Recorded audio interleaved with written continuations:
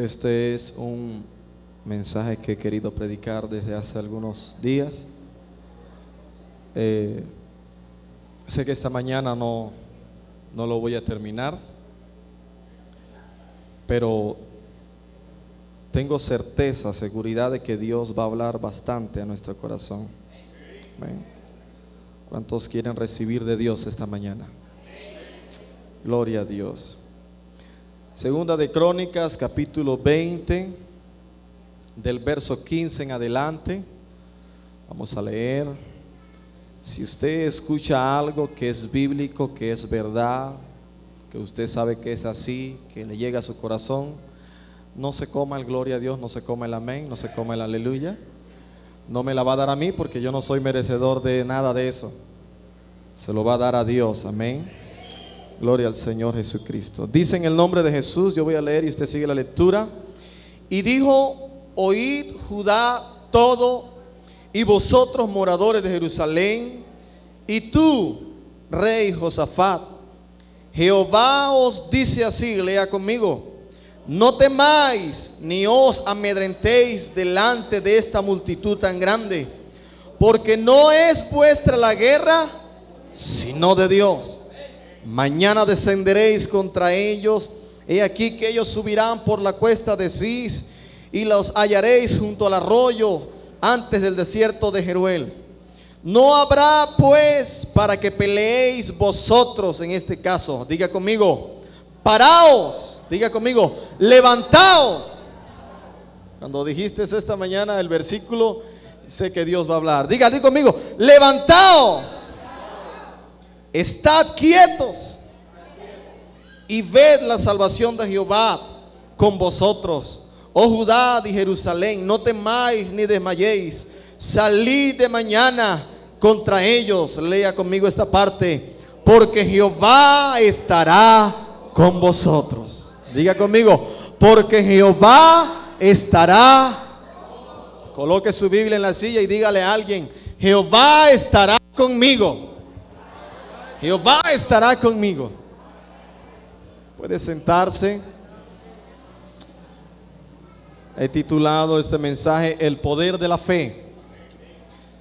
Sé que hemos escuchado mucho sobre la fe, pero cada vez que agarro la Biblia y quiero escudriñar de la fe, siempre sale un versículo diferente. Y siempre se activa una parte de la fe que no estaba activa en mi vida, ¿verdad? Porque la fe no es que lo diga yo, es algo que hemos visto. Tiene varios niveles. Hay una fe secular que depositamos en las personas. Hay esa fe de que yo creo, porque fe es creer. Yo creo en Él, pero es superficial, ¿verdad que sí? Pero hay una fe que se presenta o que tenemos que tener en circunstancias adversas. No es cualquier fe, ¿verdad que sí? Imagínese que usted estuviera como el pueblo de Israel, aquí mar y acá un ejército. ¿Usted qué haría allí? ¿Se lanzaría a nadar o les pediría esa rodilla, perdónenme? No, yo creo que si conocemos al Dios grande que tenemos, vamos a clamar a Él, ¿verdad que sí? Comenzando con el versículo 1, yo voy a estar en estos minutos hablando mucho acerca de la dinámica de la fe, porque queremos engendrar fe en el pueblo de Dios y también en mi propia vida, porque hay luchas grandes, hay tareas grandes, hay circunstancias alrededor de nosotros que exigen una postura de fe, y la Biblia dice que sin fe es imposible agradar a Dios. La fe es el conducto esencial para la vida del hijo, de la hija de Dios. No se puede ir por debajo del elemento de la fe. No se ponen las cosas más simples ni más sencillas en la vida cristiana que hablando acerca del concepto de la fe. Y en este pasaje de Segunda de Crónicas encontramos algo maravilloso, porque para mí en esta tarde ya me ilustra una forma muy sencilla, muy clara y muy gráfica de la dinámica de la fe. Hay situaciones en la vida que son mucho más complejas en términos de cómo la fe y el poder de Dios se manifiesta. Y muchas veces en nuestra propia vida los elementos de fe se hacen más complejos. Pero aquí tenemos el poder de la fe y los conceptos del Espíritu expresados en una forma tremendamente clara, muy sencilla. Y por eso este pasaje del capítulo 20 de Segunda de Crónica es muy bueno, porque aquí tenemos una crisis, tenemos gente que le cree a Dios, tenemos una oración, tenemos un clamor y tenemos a un Dios que responde a ese clamor con fe. Y tenemos una victoria sobre la crisis. Y esos son los elementos claves de la vida de fe. Aquí en este capítulo están retratados en una forma muy clara. Y es una forma en la que el pueblo de Dios no hace casi nada, excepto simplemente constituirse en un canal del poder de Dios por medio de la fe que va adquiriendo a través del conocimiento de la palabra de Dios. Es decir, que lo que vemos aquí es, como dijera alguna persona, fe encarnada, fe gráficamente descrita, los procesos de la vida espiritual expresados en una forma tremendamente clara y sencilla.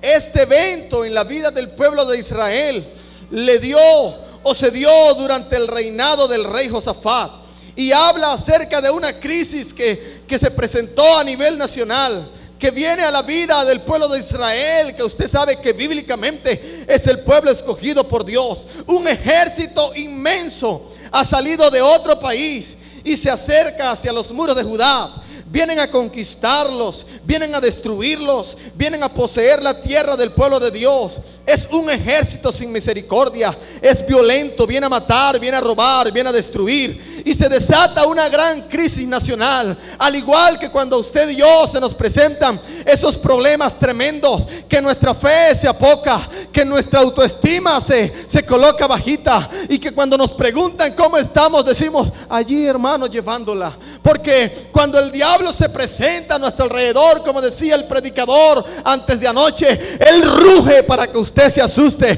Pero recuerde que él es pero no es el león. El verdadero león de la tribu de Judá ha llegado a su vida, y él va a rugir de nuestro lado para destruir, para desechar y para echar afuera al diablo, a nuestro enemigo. Ahora yo le animo a pensar que fe no es solamente para resolver crisis grandes. Fe no es solamente para salir de apuros económicos. Fe también es para vivir la vida positivamente, para impedir y para prevenir la crisis, para vivir teniendo al enemigo en jaque mate, manteniéndolo a raya, manteniéndolo sujeto para que nuestra vida pueda prosperar y ser bendecida por Dios. ¿Hay alguien por lo menos que entiende lo que estoy diciendo en esta mañana? ¿Cuántos pueden decir amén? Es decir, hermano, la vida cristiana no es solamente para ser vivida a la defensiva y para resolver crisis por medio de la fe, sino que sobre todo es para vivir en la bendición y en la prosperidad de Dios. Porque Cristo ha dicho: yo he venido, diga conmigo, para que tengan vida y para que la tengan en abundancia. Él no dijo: yo he venido para que ustedes sobrevivan. No, una cosa es sobrevivir y otra cosa es tener vida en abundancia. Pero muchos de nosotros nos hemos equivocado y vivimos un evangelio sobreviviendo, y cada día vivimos como alcanzados. Pero Dios lo llamó de donde usted estaba para que fuera bendecido en toda su manera de vivir, en su alma, en su espíritu, en su cuerpo, en toda su manera de vivir. Vida abundante. Cuando Dios llamó a Abraham, lo que le prometió fue una tierra abundante donde fluía leche y miel. Y esa promesa en esta tarde es para usted y es para mí. Pero necesitamos activar fe. Y la fe es el canal, es el instrumento, es el conducto por medio del cual Dios puede realizar y ejecutar los buenos propósitos que tiene para nuestra vida. Entonces, en este pasaje, hermano, es importante porque se exhibe la dinámica de la fe de una forma muy clara y concreta. Ya dije que primero había una crisis, venía un pueblo grande contra ellos, ¿verdad que sí? Después hay un clamor, después intervención divina y finalmente victoria. 4 elementos que son las cosas básicas de la fe. Una situación de necesidad en nuestra vida, una petición a Dios y entonces Dios interviene y vemos un cambio, una transformación. Esa es la dinámica de la escritura, desde Génesis hasta el Apocalipsis. Esa es la dinámica esencial. Cambian los personajes, cambia la trama, cambian las circunstancias, pero la dinámica de la fe y de espiritualidad es la misma. Desde la vida de Daniel, desde la vida de Moisés y el pueblo de Israel, la vida de José, la vida de Gedeón, la vida de Esther, la vida de Ruth, de su suegra y de Pedro y su lucha, del hermano Eber, de sus hijos, de usted. La vida es, las circunstancias cambian, pero los personajes siguen siendo los mismos que Dios ha elegido. El diablo ha cambiado sus estrategias, nos quiere amedrentar, pero yo quiero decirte, no estamos solos. Quiero decir, como dijo Gedeón, subamos. ¿Verdad que sí? Porque no estamos solos, Dios está con nosotros. Ahora, generalmente yo digo aquí, las cosas no son tan claras como la vemos presentado en este pasaje. En la vida cotidiana las cosas son diferentes. Algunos leen las escrituras y no entienden qué quiere decirnos Dios con eso. La Biblia dice que estas cosas que sucedieron no son sino para nuestro ejemplo, para que usted y yo aprendamos a vivir de una manera diferente. Pero para aprender hay que ir de lo sencillo a lo complejo. Es por eso que este pasaje es tan bueno, porque quita muchas complejidades y deja la dinámica de la fe esencialmente clara.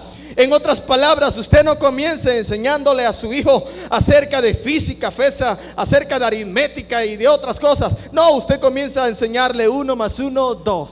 2 menos 1, 1. Usted empieza por lo básico y a medida que va transcurriendo el tiempo, cuando usted menos se percate, su hijo es quien va a estar enseñándole a usted. Pero le voy a decir algo, no podemos estar todo el tiempo sumando. Porque Pablo dijo, cuando éramos como niños, hablábamos como niños, comíamos, vivíamos y actuábamos como niños. Pero ya no somos niños, ahora somos personas que hemos recibido el Espíritu Santo, que tenemos un bautismo con un nombre que es sobre todo nombre. Quizás tenemos 5 o 10 años en la iglesia, Dios nos ha sanado, Dios nos ha dado la victoria. ¿Por qué acomplejarnos ante crisis que se vengan en este presente si Dios no cambia? Dios es el mismo. ¿Verdad que sí? Dios quiere usar, hermano. Es interesante lo que viene en este momento. Lo primero que vemos aquí es que el rey Josafat, que Dios usa para liberar a Israel de su crisis, era un hombre, hablando espiritualmente, común. Él no era un gigante espiritual. Usted va a encontrar, hermano Eber, que Josafat había cometido un error, porque él se levantó con Acab a enfrentar una guerra y casi muere en esa guerra. Pero ¿sabe por qué no murió? Usted sabe. Dios lo tenía preparado para que librara más adelante al pueblo de Israel. Por eso no murió en ese momento. Pero él había cometido un error. Él no era un gigante espiritual, no era un hombre, digamos, profundamente espiritual. No era un hombre que orara por lo menos 1 hora diaria, como hubiera sido David, o quizás algo así, no sé. Josafat era un hombre con pies de barro. No tengo tiempo para entrar en el desarrollo de pies de barro, pero creo que usted me entiende. Pero lea el capítulo 19 y el capítulo 21 y usted verá que Josafat fue un hombre que cometió errores. De hecho, el relato del reinado de Josafat comienza con una gran crisis que él mismo ha acarreado, juntándose con un rey impío llamado Acab, y casi pierde la vida, porque era un hombre que amaba a Dios. Por eso fue que Dios tuvo misericordia, pero sin embargo seguía siendo un hombre de pies de barro. Y por eso digo yo esto, porque no tenemos que ser gigantes espirituales. Y no me malentienda. Si usted le gusta orar mucho, ore más, porque el libro de Apocalipsis dice que el que es santo, santifíquese todavía. No le estoy instando a que ahora nos conformemos con lo que somos. No, me refiero a que Dios se manifiesta en lo ordinario, porque mi Dios es extraordinario y quiere manifestarse en lo ordinario. Pablo dijo, en mi debilidad es donde Dios se manifiesta.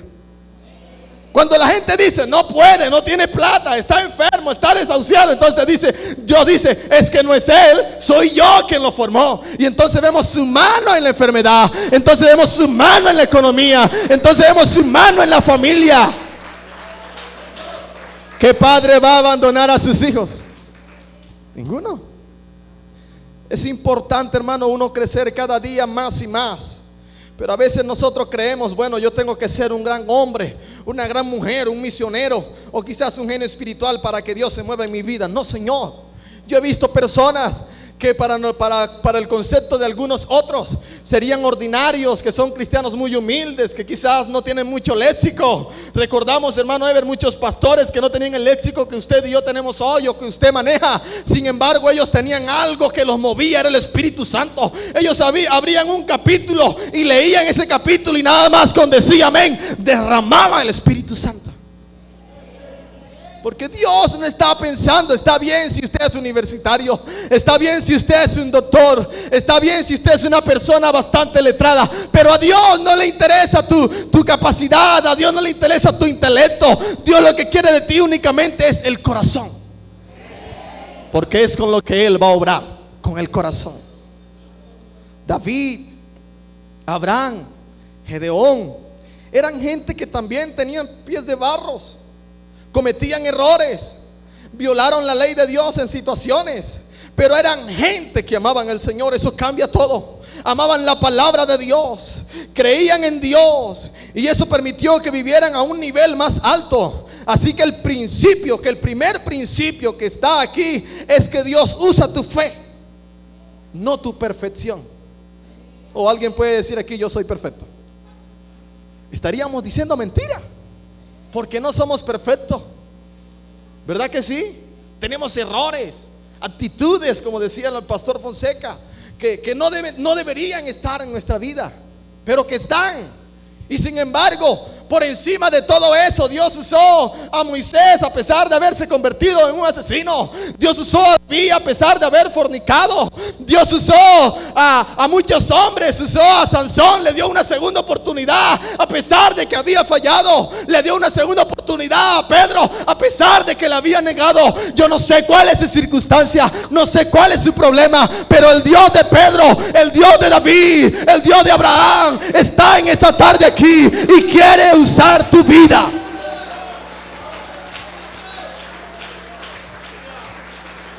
Quiere usar tu vida. Diga conmigo, Dios usa mi fe, no mi perfección. Ahora vemos aquí en este pasaje que surge una crisis. Era un gran enemigo que viene contra el pueblo de Israel.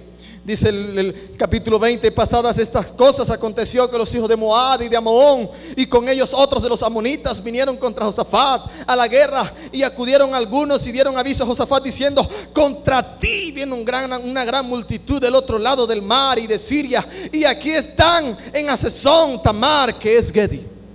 Le dijeron eso. Imagínense que el presidente de esta república le dijeron: se vino ese hombre, se va a alarmar, porque estamos hablando de una potencia en arma, la más grande en arma, y se va a alarmar. Cualquier país pequeño se va a alarmar. Ellos van a poder colocar sus rifles y todo lo demás, pero no van a poder. Pero ¿sabe qué diferenciaba a Israel? Y todavía hace 50, 80 años atrás siguió haciendo la diferencia, que aunque eran un pueblo pequeño, el Dios que tenían era lo más grande que existe en este universo. Eso marca la diferencia. Quizás no somos millonarios, quizás no somos los más intelectuales, quizás no somos los más letrados, pero tenemos al Dios que es sobre todos los dioses, al Señor que es sobre todos los señores, al Todopoderoso, al único y sabio Dios, Jesucristo.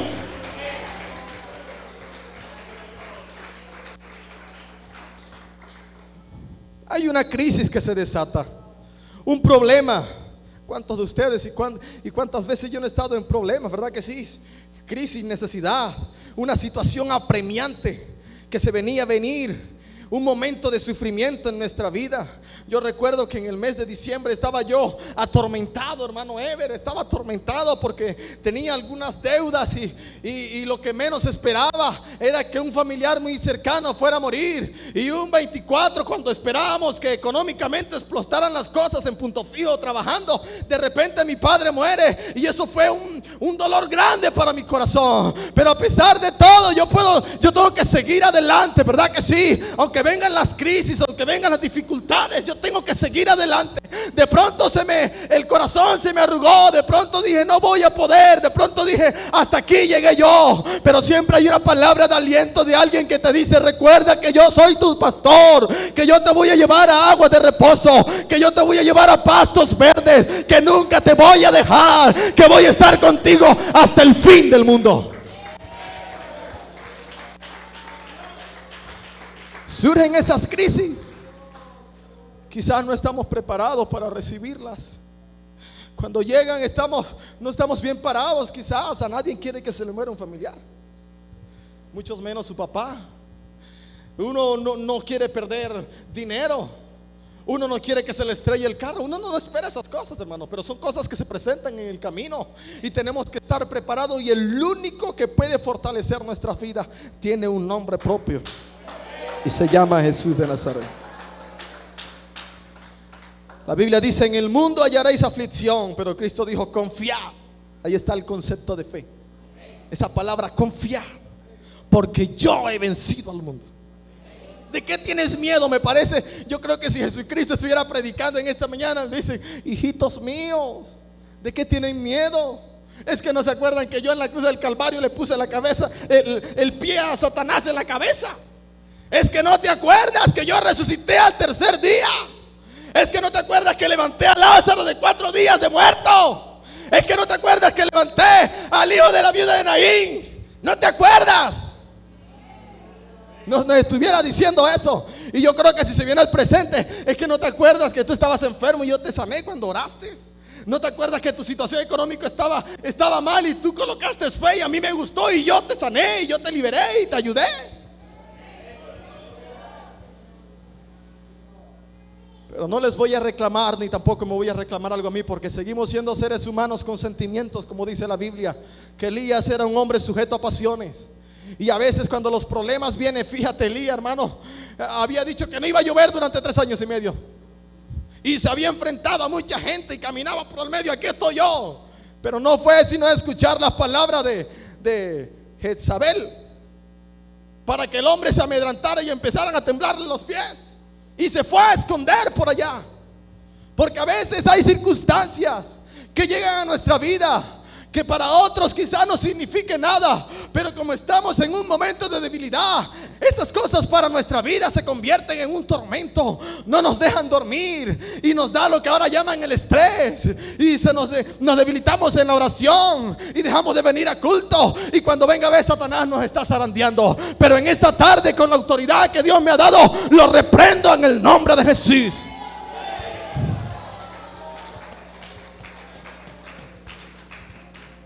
Surge una crisis, un gran enemigo viene contra Israel. Ahora, la manera en que Josafat confronta la situación, la manera en que él reacciona es diferente a la primera que tuvo cuando se juntó con Acab, el rey impío. Es diferente, él reacciona de una manera diferente. Y tenemos que mirar aquí y vamos a analizar cómo Josafat confronta esta situación. Y vamos a aplicar esas verdades y esos principios a nuestra vida. La manera en que Josafat confronta la situación: número 1, lo primero que Josafat hizo fue que reconoció la situación, reconoció el peligro, vio claramente lo que estaba confrontando, fue específico en definir y reconocer su situación. Es importante, hermano, que nosotros sepamos lo que estamos viviendo, que no vivamos como pensando en pajaritos. Está bien, somos cristianos, está bien, Dios es poderoso, pero no por eso es que usted va a darle menos importancia a las cosas, porque cuando usted no le da importancia a esas cosas, el diablo va a aprovechar eso y por ahí lo va a atacar. Es por eso que hay que analizar la situación. Y él fue específico en definir y reconocer su situación. Que no vivamos, como dije ahorita, pensando en pajaritos en el aire, como el avestruz con la cabeza metida en la arena. A mí me gusta reconocer mis gigantes, me gusta reconocer mis problemas, mis limitaciones, mis luchas, las circunstancias de mi vida. Tengo que nombrárselos a Dios. Y a veces como que me vuelvo muy enfático, que se lo repito a Dios: Señor, mira esto, Señor, mira aquello. Y Dios quiere que usted reconozca sus problemas. Dios quiere que usted reconozca sus limitaciones. Dios quiere que usted reconozca sus circunstancias. Mucha gente está viviendo una vida artificial, disfrazan sus defectos, ignoran los problemas financieros hasta que le dan con un bate en la cabeza. Y ahí está esa pobre mujer diciendo: mira, Pedro, hay que pagar el recibo de la luz. Y él dice: no te apures, que Dios nos ayuda. Y de repente en la tarde, cuando vienen a prender el bombillo, no hay luz. Está bien, Dios es el dueño de todo el universo, pero hay cosas que usted y yo tenemos que hacer. Viene el recibo de la luz, vamos a pagar el recibo de la luz. Dios va a obrar, Él va a proveer las bendiciones, pero no piense que es que Dios va a bajar y va a ir a Cadafe a pagar su servicio de luz, o va a ir a hacerle el mercado, o va a descender como granito la comida a su casa. No, está bien que usted clame. Hay un dicho que dice: a Dios orando y con el mazo dando. Porque la Biblia dice que la fe sin obra es, o sea, que necesitamos obrar. ¿Cuántos quieren obrar? Hermanos, ser específico es la clave en la vida cristiana. El ser específico es uno de los principios más poderosos que hay en la vida cristiana. Así lo hizo Ana y Dios la escuchó. Y yo se los voy a señalar más adelante. Pero el rey Josafat reconoce el peligro y define y reconoce su situación. Y en el versículo 2, él ve que viene contra él una gran multitud. Viene del otro lado del mar de Siria y están en una ciudad vecina, en una región vecina, y vienen contra él. La Biblia dice que el diablo anda como león rugiente. Él no está a kilómetros de distancia de usted, no, él está allí mirando a ver cuál es el medio tropezón que usted da para él meter la zancadilla. Y así estaban ellos, y ellos estaban asustados. Pero me gusta la actitud de que tomó Josafat.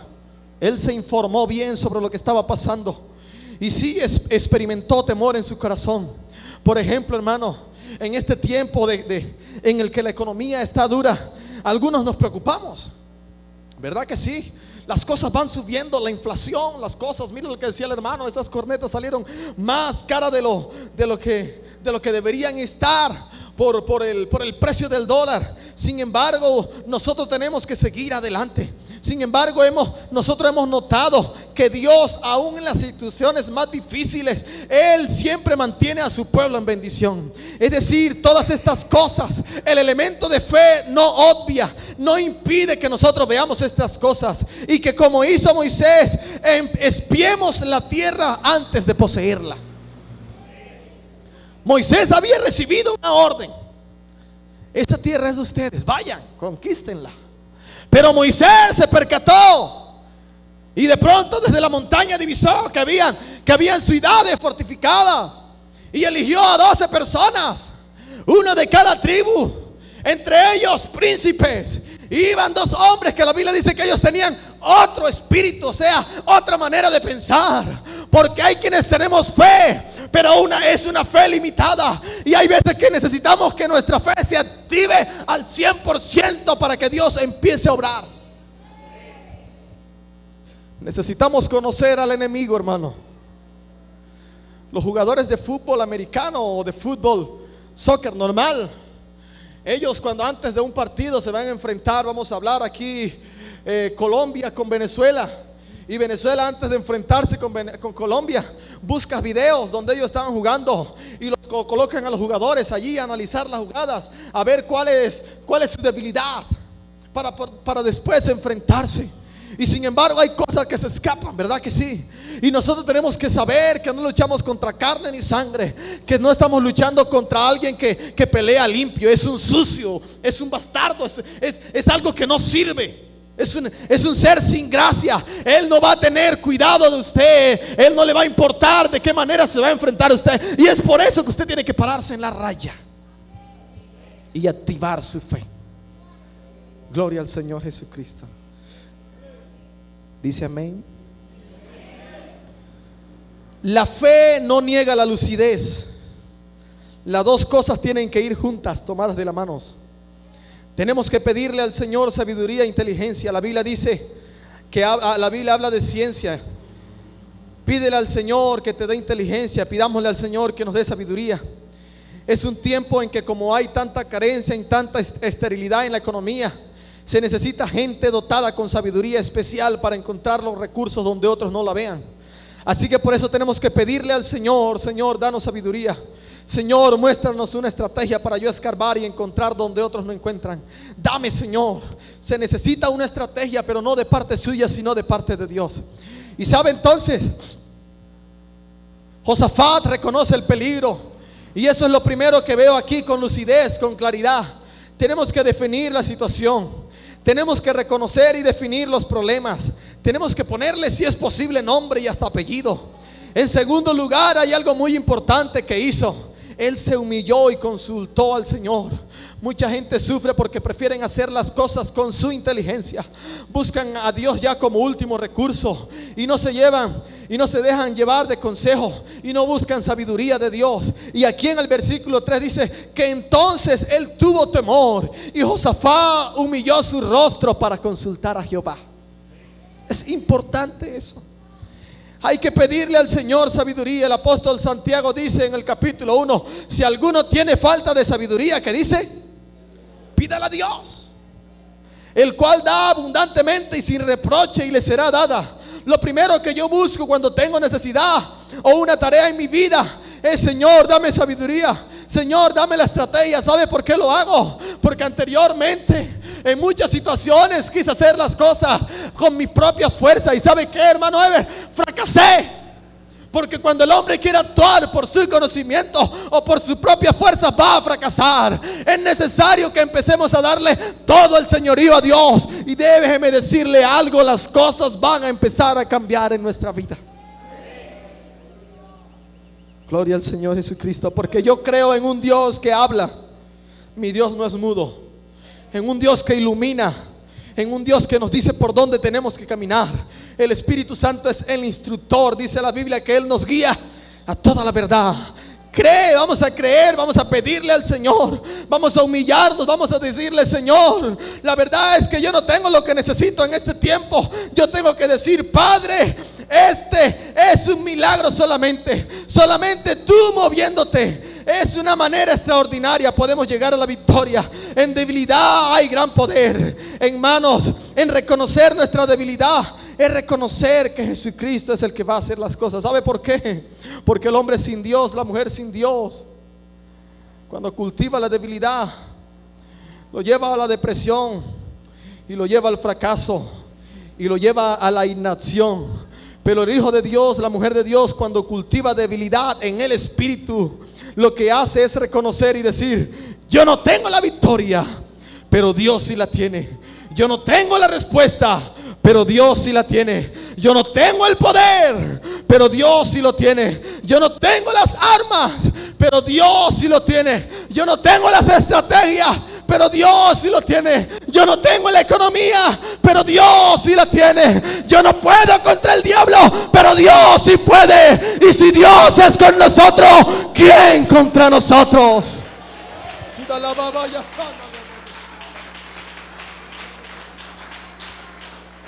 El apóstol Pablo dice: cuando soy débil, entonces soy fuerte. Por tanto dice: me gozaré en las debilidades.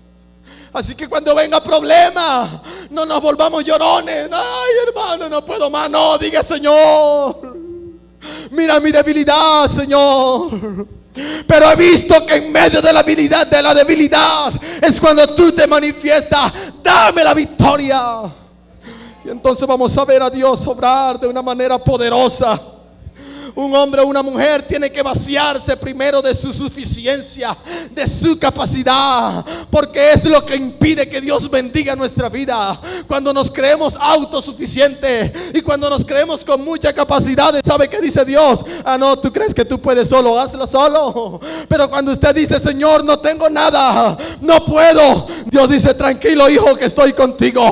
Todos los días estoy contigo. Lunes, martes, miércoles, jueves, viernes, los 365 días del año estoy contigo. Josafat se humilla. Esto es demasiado grande. No podemos, no tenemos las armas, no tenemos la victoria. Y ahí comienza, hermano, el poder de un hombre y una mujer cuando reconoce que no puede. Porque cuando usted reconoce que no puede, usted le está diciendo: Señor, solo tú puedes hacerlo. Solo tú tienes la victoria. Yo no puedo hacerlo solo, necesito la gracia de Dios. ¿Cuántos necesitan la gracia de Dios? Número 2, Josafat buscó sabiduría, consultó al Señor. Número 3, pregonó ayuno, oró y dice, e hizo pregonar ayuno a toda Judá y humilló su rostro para consultar a Jehová. Ahí está la oración y el ayuno. Y no solamente la oración y el ayuno, sino que es interesante porque dice aquí que hizo pregonar ayuno a toda Judá. Y se reunieron, dice el versículo 4, los de Judá para pedir socorro a Jehová. ¿Qué principio hay aquí también, verdad, hermano? Oración, pero también hay otro principio, oración en comunidad. ¿Qué dice la Biblia? Si 2 o 3 se pusieran de acuerdo, donde están 2 o 3 congregados en mi nombre. No es que Dios no escuche su oración individual, pero cuando un pueblo, cuando los santos, cuando los justos se reúnen y claman a una sola voz, como dice Pablo, teniendo un mismo sentir, cuando uno levanta sus manos en comunidad, las cosas van a empezar a cambiar. ¿Sabe qué? El infierno va a tener el terremoto más grande que ha tenido en su existencia. Porque cuando el pueblo de Dios se reúne y clama al Dios omnipotente, las cosas cambian. El apóstol Pablo dice, por nada estéis afanosos, sino que sean vuestras peticiones en toda oración y ruego. En otras palabras, en vez de llorar, ora. En vez de que te tiemblen las rodillas, dobla las rodillas. Qué lindo sonó eso, diga conmigo. En vez de que me tiemblen las rodillas, yo doblo las rodillas. ¿Sabe por qué? Porque si yo tengo mis rodillas dobladas, ya no van a temblar. Y el hombre es grande más cuando está de rodilla que cuando está de pie. Porque cuando está de rodilla le está diciendo, tú eres mi Dios, tú eres el que me vas a ayudar. Está activando la fe. Un hombre de rodilla es grande. Y dice la Biblia que Josafat pregonó ayuno, oró en comunidad, buscó apoyo. Dijo, hermanos, esto es grande, necesitamos oración. Necesitamos que ustedes me apoyen en esto. Hay que orar. Las batallas de la vida, hermano, hay que pelearlas a través de la oración. Hay una canción que dice, nada oración, nada poder. Mucha oración, mucho poder. ¿Verdad que sí? Cuando hay un cristiano que tiene oración se conoce, ¿verdad que sí? Porque la oración es como la gasolina para el carro. Es el combustible del cristiano. Y yo creo mucho en la oración preventiva. No esperemos que el diablo esté a la puerta para destruirnos, para entonces comenzar a orar. Hay que orar para mantenerlo alejado, por allá lejos en otros países, que se vaya para otro lugar, que nos deje quietos, que se vaya detrás de otro, de los impíos, pero que nos deje a nosotros tranquilos. Y la manera de hacer eso es la oración. Una oración diaria mantiene al diablo a raya. Diga conmigo, una oración diaria mantiene al diablo a raya. No lo deja pasar, hermano. Lo deja en jaque mate, lo deja inmovilizado. Porque él sabe que la oración del justo puede mucho. Cuando usted ora, Dios hace esto. Inmediatamente le dice al diablo, quieto aquí, ese es mi hijo, no lo toques. Y qué bueno es cuando Dios interviene por nosotros. Cuarto, tomó tiempo para orar y clamar al Señor, y le dio importancia nacional a la oración.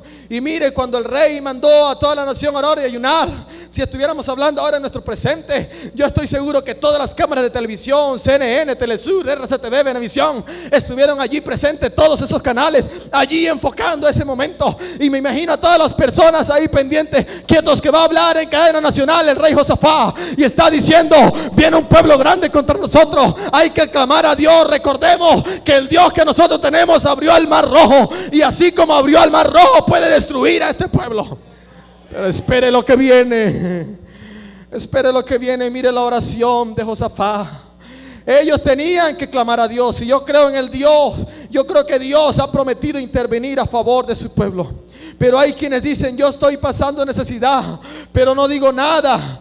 No digo nada de esto, por aquello y por lo otro. No digo nada porque se van a burlar de mí. No digo nada porque voy a dar lástima. Y no, hermano, ¿sabe qué? Mejor es dar lástima aquí y no que mañana vayamos a estar allá destruidos. Es mejor presentarse como hizo esta mujer que pasó acá adelante y reconoció sus debilidades.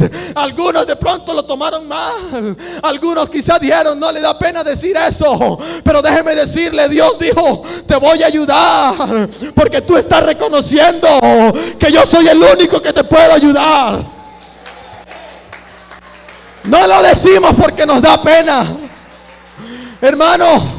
A veces llegan situaciones económicas y nos preguntan cómo estamos y queremos presentar algo que no tenemos. Estamos bien, hermano, gracias a Dios. Y cuando llegamos a la casa apenas hay una arepa para 5 personas.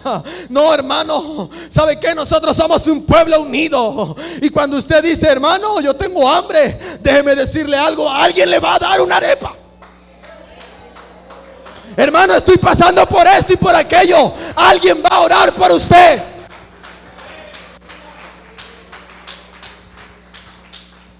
Pero no lo decimos porque no queremos dar lástima, porque nos va a cambiar la mentalidad. Yo le voy a decir algo, hermano, la mentalidad hay que cambiarla de una manera diferente.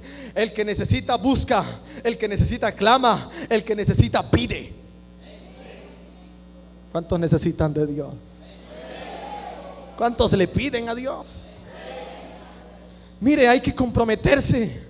Hay que amarrarse a las metas espirituales, hay que declararlas, hay que compartirlas con 2 o 3 personas que crean. Y recuerden lo que dice la Biblia: si puedes creer, diga conmigo, al que cree todo le es posible.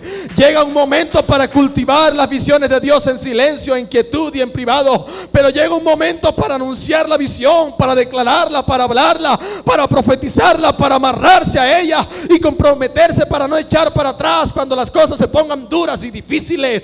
Entonces él solamente no oró, sino que le dio importancia, le dio valor público, lo transmitió a través de los canales nacionales. Todo el mundo sabía, hizo esfuerzos claros para mostrar su confianza en la oración y declaró su fe públicamente al Señor. Así que vemos allí que primeramente este asunto del cual fue la manera en que Josafat confrontó la situación fue orando. ¿Cómo se activa la fe? ¿Será que comprando un papelito que nos diga la fe es esto y es aquello y eso lo otro? ¿O será que es un reloj que dice que se llama fe y cuando tú te lo pones tienes fe y cuando no lo tienes no tienes fe? No, la Biblia dice que la fe viene y por el oír cuentos de hadas. No, la palabra de Dios. No es por oír cualquier cosa. Porque si la fe creciera por escuchar cualquier basura por allí, todo el mundo tuviera buena fe. Pero es por oír la palabra de Dios, porque esa palabra tiene poder. Y la Biblia dice que cielo y tierra pasará, pero mi palabra, dice el Señor, no pasará. Mira el versículo 5, dice: entonces Josafat, después que vinieron la gente de toda Judá a pedir ayuda, se puso en pie a la asamblea de Judá y de Jerusalén en la casa de Jehová delante del atrio nuevo y dijo: aquí viene la oración que él hizo públicamente. Y en esa oración hay unos principios de fe muy importantes. Tenemos aquí un modelo para nuestra vida de oración y que tenemos que presentarla al Señor a través de nuestras necesidades. Número 1, lo primero que hizo fue que alabó al Señor y señaló sus poderosos hechos históricos. Alabó al Señor, y al señalar lo que Dios había hecho en la vida históricamente de Israel, estaba implícitamente glorificando al Señor y glorificando sus poderosos hechos.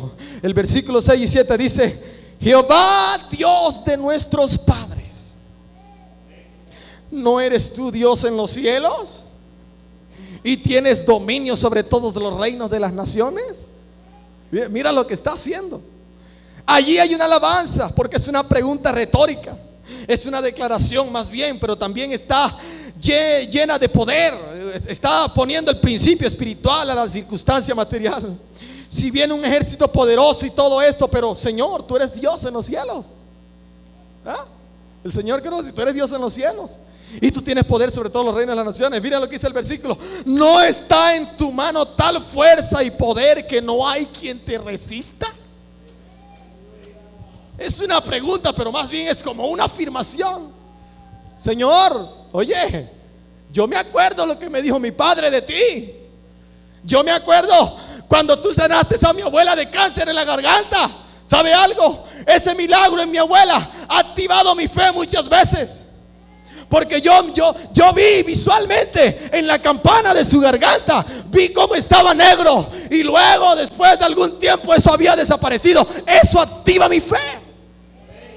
¿Cuántos han visto a alguien que ha sido sano de cáncer y le dice: hermano, tú estás vivo por la misericordia de Dios, tremendo ese tumor que botaste? No.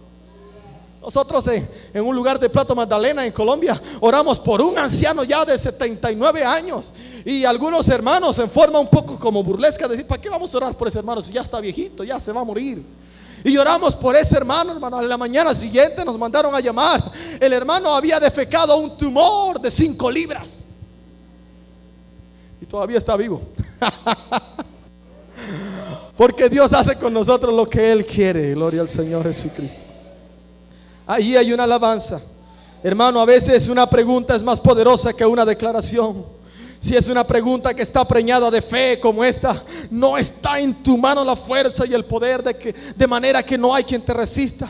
Dios nuestro, ¿no echaste tú los moradores de esta tierra delante de tu pueblo Israel y le diste a los descendientes de Abraham tu amigo para siempre? Está recordando los hechos de Dios. El capítulo que nosotros leemos: oye Jehová, el Señor nuestro Dios, uno es. Hay un versículo que dice: y lo atarás en tu mano derecha y lo colocarás en tu frente, y se lo dirás a tus hijos en la mañana, en la tarde, al acostarte, al levantarte, y lo colocarás en los postes de tu casa, y se lo dirás a tus hijos y a los hijos de tus hijos. En pocas palabras, recuérdalo, tenlo presente. Porque lo que ha pasado, hermano, cuando llega la debilidad, es que hemos olvidado las grandes proezas que Dios ha hecho en nuestra vida. Y hay que estar recordando lo que Él ha hecho en nuestra vida. En la iglesia que administraba, había un líder que su testimonio era el mismo y decía: hermano, yo no tengo otra cosa que decir sino que darle gracias a Dios, porque yo me acuerdo donde yo estaba y mire dónde estoy hoy, gracias a Dios. Ese era su testimonio. Pero una vez me dijo: sabe, hermano, es que eso es lo que me anima a seguir adelante, porque yo vivía en las drogas, yo vivía en esto y en aquello, y mire cómo Dios me ha transformado. Hay que recordarlo. Y eso es lo que estaba haciendo Josafat. Esa acción tiene triple virtud. Eso de recordarle al Señor sus hechos poderosos tiene una triple virtud. Glorifica a Dios y señala su fidelidad, sus atributos, sus hechos poderosos. Fundamenta la petición que usted y yo estamos haciendo, fundados en la palabra y en la promesa que Él nos ha hecho. ¿Alguien dice amén? Una de las cosas que tenemos que hacer cuando estamos cultivando un milagro es orar en la palabra de Dios y ver si lo que estamos pidiendo encaja dentro de los parámetros de la palabra de Dios. Porque hay quienes dicen: hermano, es que Dios no me responde. Hermano, es que a veces estamos pidiendo cosas que no están dentro de la palabra de Dios. Por eso más adelante en el Nuevo Testamento dice: pides, pero pedís mal, porque pedís para vuestros deleites, por eso no recibís. ¿Verdad que sí? Existe eso. Y entonces aquí encontramos que lo que vamos a pedir tenemos que ver que esté fundamentado en la palabra de Dios. Somos como abogados viniendo ante un juez y diciéndole: señor juez, la ley dice tal y tal cosa. Eso es lo que hace un abogado.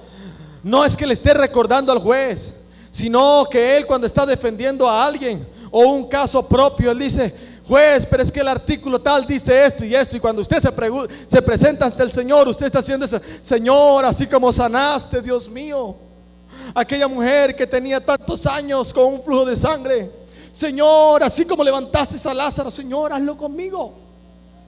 ¿Es que acaso tú no eres el mismo ayer y hoy y por los siglos? Usted no está ofendiendo a Dios, usted le está diciendo lo grande que es Él.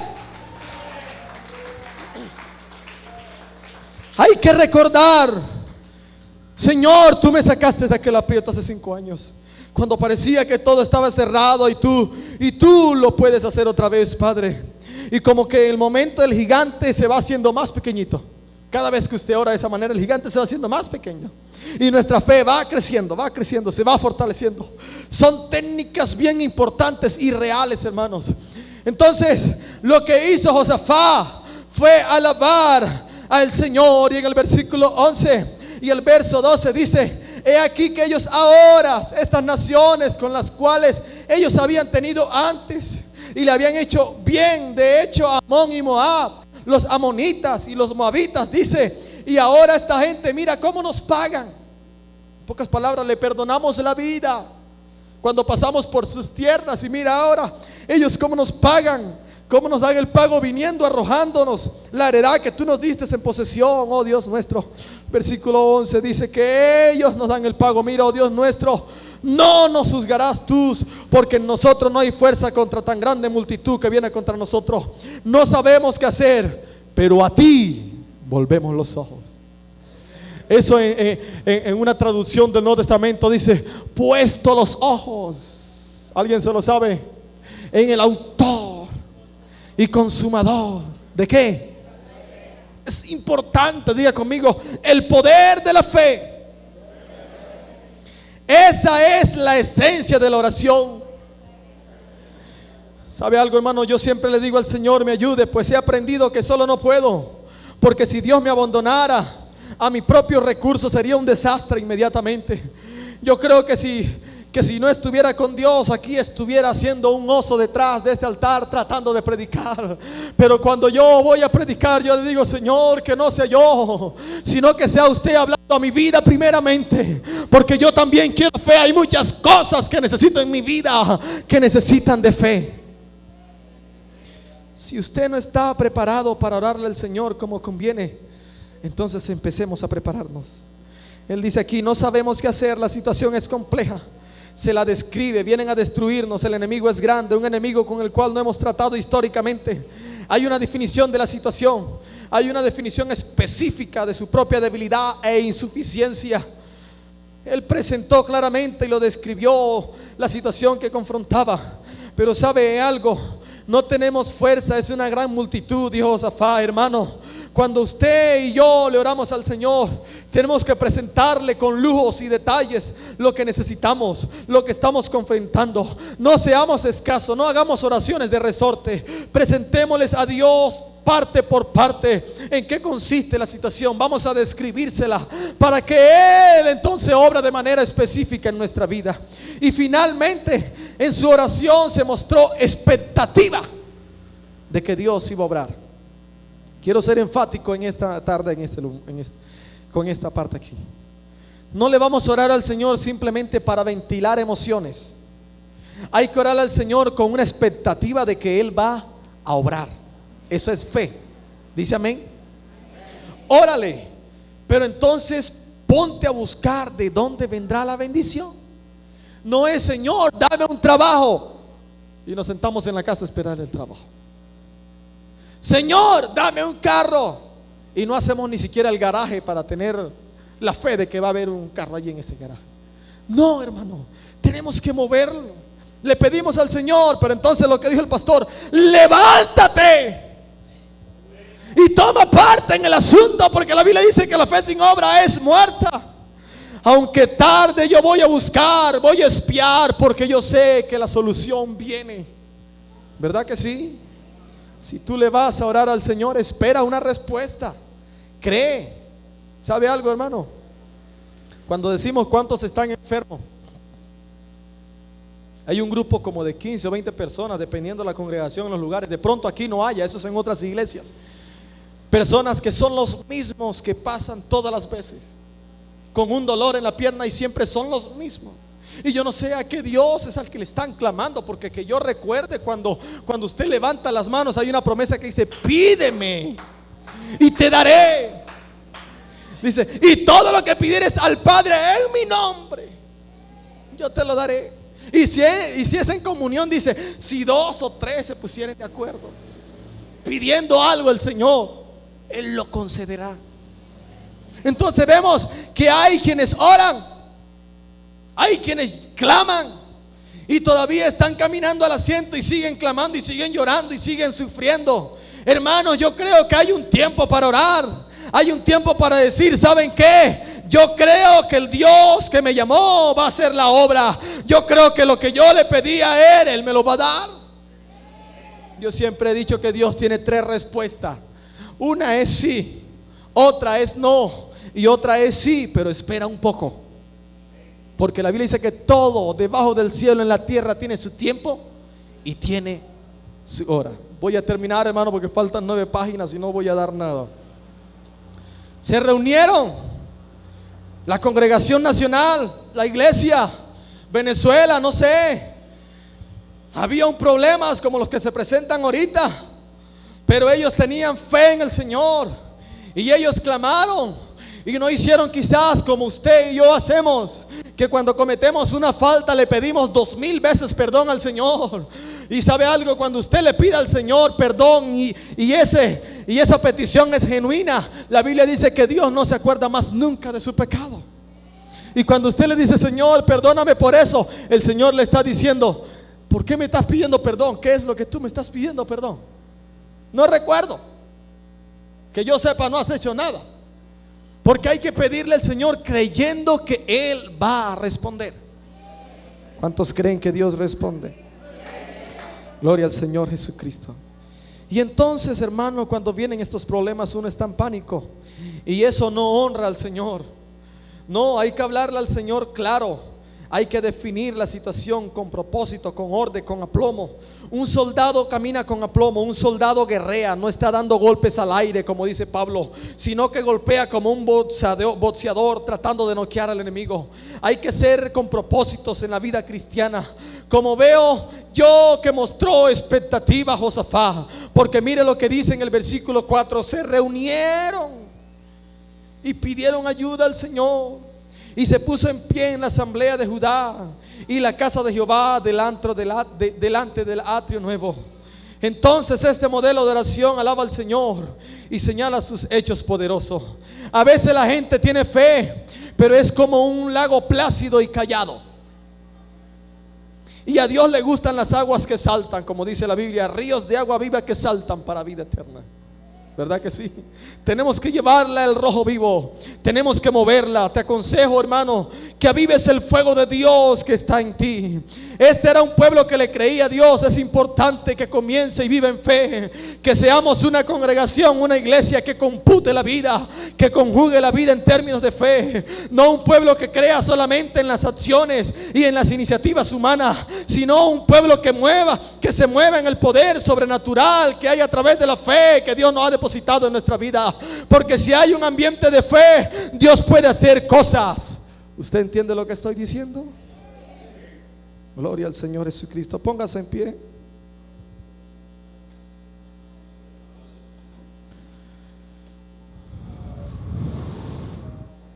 Había una expectativa. Y voy a preguntar si usted tiene necesidad, porque uno siempre tiene necesidad. Siempre está pasando por circunstancias adversas. Siempre está pasando por problemas. Y son cosas que nos agobian, hermano, y que no nos permiten seguir adelante. Y el pueblo de Israel junto con Josafat, cuando él terminó la oración, ellos se imaginaron, hermano Ever, que la respuesta iba a venir así. Porque yo me imagino al pueblo de Israel. Terminaron la oración y empezaron a mirar para el cielo. ¿Qué va a pasar? Pero no desciende nada, no veo ni un rayito, no pasa nada. Pero es que Dios no siempre obra de la misma manera. Pero en ese momento, al igual que hoy, hay varones llenos del Espíritu Santo. Y estaba allí un hombre llamado Yahaziel, hijo de Zacarías, hijo de Benanías, hijo de Giel, hijo de Matanías, levita de los hijos de Asaá, sobre el cual vino el Espíritu Santo en medio de la reunión. Y le dijo: no se preocupen, ustedes no van a tener necesidad de guerrear. Él va a pelear por vosotros. No te preocupes, hermano. Levántate y solamente tienes que ver lo que Dios va a hacer por ti. Porque no estamos solos. Cuando Eliseo estaba ya en el monte, que vieron a la gran multitud que venía, él estaba viendo un ejército grande, pero el siervo no lo veía. El siervo no lo veía y él oró para que lo viera. Y sabe, yo en esta mañana, esta tarde voy a decir una palabra clave que me gusta. Nosotros no estamos solos. Más poderoso y más grande es el que está con nosotros que el que está en el mundo. Él está haciendo bulla, hermano, como cuando usted agarra una culebra y le da por la cabeza. La culebra ya está muerta, pero la sangre hace que todo el cuerpo empiece a moverse. Eso es lo que está haciendo el diablo, dando los últimos coletazos. Pero usted